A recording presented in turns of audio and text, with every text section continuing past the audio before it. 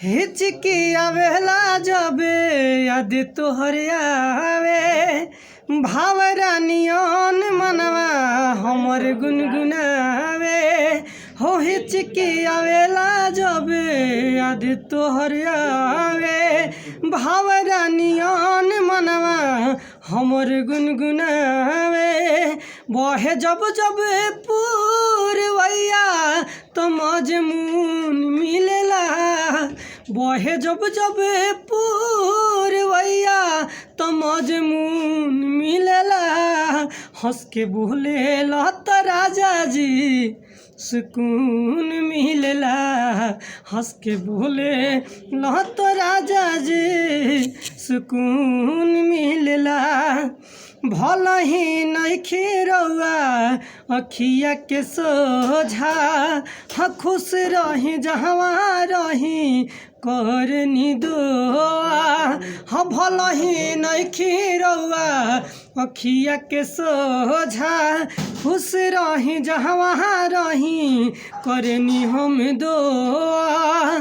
भले बानी रउआ एगो दूगो दिल जिएला, भल ही बानी रउआ एगो दूगो दिल जिएला।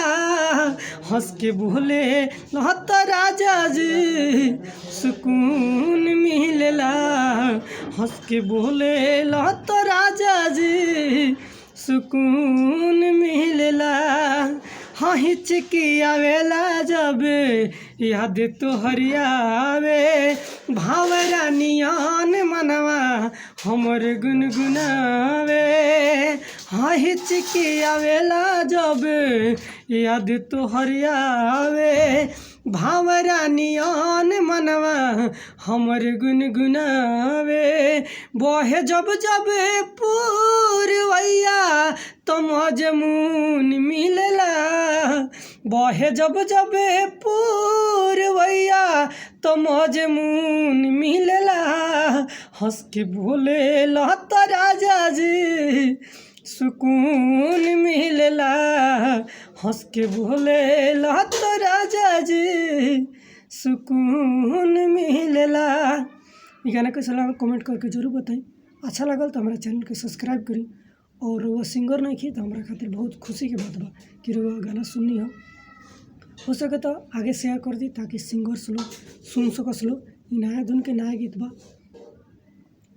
नया धुन बनवा पड़े और गा सकते नहीं नया धुन बनवा के, जो भी नया पुरान सिंगर बटे। और हमारा धुन पर हमारा चैनल पर नया धुन के नया गीत मिलेला, शायरी और कॉमेडी नया धुन के नया गीत लिखल मिलेला। अच्छा लगे कमेंट करिए और चैनल को सब्सक्राइब करें।